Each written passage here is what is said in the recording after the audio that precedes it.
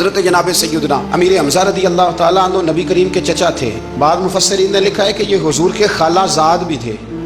ان کی والدہ اور حضرت آمنہ دونوں بہنیں تھیں، اور ان دونوں نے ایک ہی لونڈی سویبہ کا دودھ بھی پیا تھا. رضائی بھائی بھی تھے. کچھ نے لکھا ہے 4 سال بڑے تھے، کچھ نے لکھا ہے 2 سال بڑے تھے، کچھ نے لکھا صرف 6 مہینے عمر زیادہ تھی نبی پاک، صرف 6 مہینے. حضرت امیر حمزہ رضی اللہ تعالیٰ عنہ بڑے بہادر تھے، بڑے نڈر تھے، بڑے بے باک تھے، بڑے جفا کش تھے، بڑے مجاہد تھے، بڑے بے باک تھے، جری تھے، ہمت والے تھے، فیصلہ کرنے کی طاقت رکھتے تھے. میرے نبی رحمت علیہ السلام کے بڑے محبوب تھے حضرت امیر حمزہ، پر اپنی باتوں کے کھرے، وعدوں کے پکے، سٹینڈ لینے کا مزاج رکھنے والے. حضرت امیر حمزہ فرماتے ہیں ابھی کلمہ نہیں پڑھتے تھے. کہتے ہیں میں شکار کے لیے گیا تھا، واپس آیا تو واقعہ یہ ہوا کہ نبی کریم علیہ السلام نا کوہ صفا کی پہاڑی کی طرف جا رہے تھے تو رستے میں ابو جہل آ گیا. اس نے حضور کو نا برا بھلا کہا. میرے نبی کریم علیہ السلام نے نا آج اس کے جواب میں خاموشی اختیار کی. خاموشی بہت بڑا طوفان ہوتی ہے، چپ رہنا بہت بڑا طوفان ہوتا ہے. حضور خاموش ہو گئے مکمل، کوئی بات نہیں. حضور دیر تک خاموش رہے. نبی کریم علیہ السلام جب خاموش رہے تو سر پٹایا اور اس کے ہاتھ میں ڈنڈا تھا. حضور کے سر اقدس پر دے مارا. حضور کچھ نہیں بولے، خاموش رہے، سر پہ ہاتھ رکھا، گھر تشریف لے کے. وہ لونڈی دیکھ رہی تھی. نبی کریم علیہ السلام تشریف لائے حضرت خدیجہ کے گھر.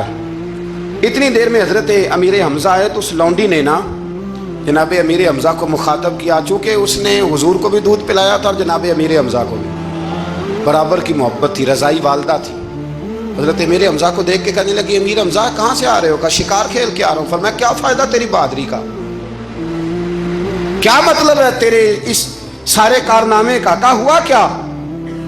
تو وہ لونڈی کہنے لگی کہ آج میرے سامنے ابو جہل نے ڈنڈوں سے اتنا مارا ہے کہ حضور کے سر اقدس سے خون نکل آیا ہے، خون نکل آیا ہے.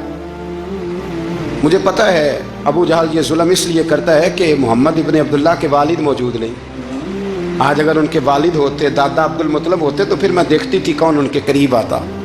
یہ لفظ کہے نا تو جناب امیر حمزہ رو پڑے. شکار وہیں پھینکا، درخت سے ڈنڈا توڑا. ابو جہل بیٹھا تھا حرم مکہ میں، کفار کے درمیان ٹولیاں بنا کے وہاں گئے اور زور سے ڈنڈا اس کے سر پہ مارا. اور ڈنڈا مار کے کہنے لگے تجھے شرم نہیں آتی؟ میرے بھتیجے کو لاوارث سمجھتے ہو؟ جرت ہے تو ذرا آنکھ اٹھا کے ایک دفعہ دیکھو، میں تمہاری آنکھ نہ نکال دوں.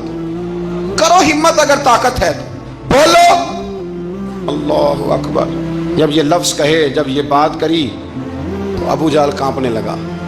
کچھ لوگوں نے چاہا حضرت امیر حمزہ کے معاملے میں مداخلت کرنی، پر کہنے لگا چپ کر جو، تمہیں پتہ نہیں یہ شیر بڑا ہے، یہ دلیر ہے، یہ طاقتور ہے، خبردار کوئی بات نہ کرنا. اللہ اکبر. حضرت امیر حمزہ وہاں سے نہ نکل کے تو سیدہ خدیجہ کے گھر آئے. سیدہ خدیجہ الکبریٰ رضی اللہ تعالیٰ عنہ نا نبی کریم کو مرہم پٹی کر رہی تھی. حضور نے چچا کا چہرہ دیکھا تو آنکھوں میں آنسو آ گئے.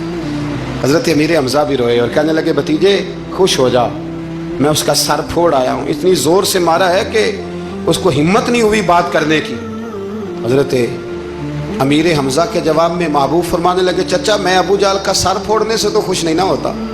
کہا آپ کیسے خوش ہوتے ہیں؟ فرمایا آپ کلمہ پڑھ جائیں میں خوش ہو جاؤں گا. تو حضرت امیر حمزہ کہنے لگے کلمہ پڑھنے سے راضی ہو جاؤ گے، خوش ہو جاؤ گے، بس اتنی سی بات؟ فرمایا ہاں. تو کہا پڑھاؤ کلمہ، پڑھاؤ کلمہ. حضرت محبوب کریم نے کلمہ پڑھایا اور جناب امیر حمزہ اسی وقت مسلمان ہو گئے. بس پھر اللہ نے اسلام کو قوتیں دے دی.